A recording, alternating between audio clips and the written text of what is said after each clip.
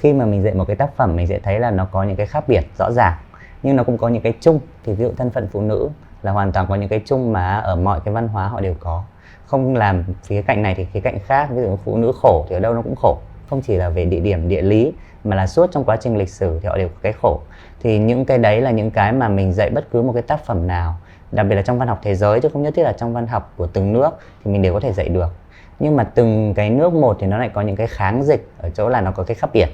Khác biệt này thì khi dạy, nếu mà muốn để tránh cái việc là dạy văn học dân tộc trở thành là cổ súy văn hóa dân tộc hơn là văn hóa nước ngoài, thì mình phải nhấn mạnh được là cái tiếng dân tộc, cái sự khác biệt dân tộc ở đây nó là sự khác biệt dựa trên những cái mối quan hệ. Vì thực ra nếu không có quan hệ thì không thể có khác biệt được,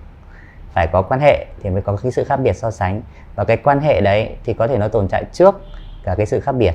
Thì nếu mà mình không có cái mối quan hệ đấy thì sẽ không thể nào mà so sánh được sự khác nhau giữa truyện Kiều và Kim Vân Triều truyện của Trung Quốc, hoặc là mối quan hệ giữa quá khứ và hiện tại.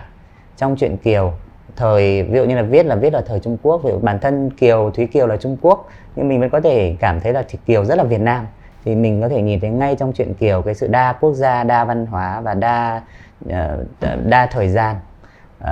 ngay trong một cái bài tác phẩm. Thì bản thân bây giờ khi mình dạy, mình nhấn mạnh cái đấy thì mình vẫn có thể một mặt vừa mới tôn trọng và vừa tin vào cái sự khác biệt mà làm nên một cái là văn học Việt Nam. Vì truyện Kiều là thuộc lục bát là chỉ có ở Việt Nam thôi, thì không có nghĩa là văn học Trung Quốc nó kém hơn hay là văn học mình nó hay hơn, mà có cái sự khác biệt và mình có thể tự hào được với cái sự khác biệt đấy. Và mình hiểu được là cái sự khác biệt đấy là nó dựa vào mối quan hệ của văn hóa Trung Quốc và văn hóa Việt Nam, là mình vừa dạy được căn tính của Việt và mình lại vừa có thể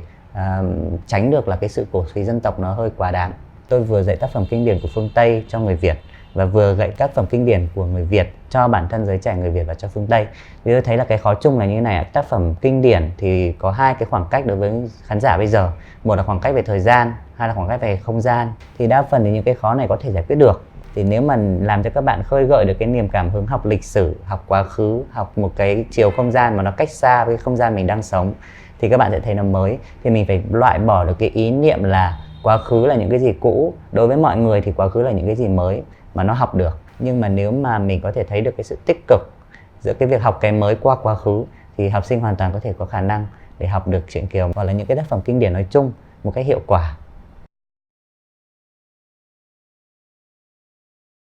Cái này là cái khó nhất và là trăn trở nhất của mọi người làm nghiên cứu đấy ạ. Bình thường em viết nghiên cứu em sẽ để,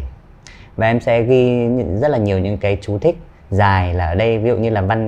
văn thơ của tiếng Việt trong truyện Kiều là lục bát chẳng hạn, thì mình sẽ cố để mình giải thích lục bát là gì, là tiếng thơ, là tiếng hát hay là tiếng dân ca, là tiếng nói của người dân hơn là về văn phong viết. Thì mình sẽ giải thích, nhưng mình sẽ có những cái mà mình sẽ không dịch được và mình chỉ nói được như thế để họ cảm nhận thôi. Và đương nhiên là mình sẽ vẫn phải chú thích là họ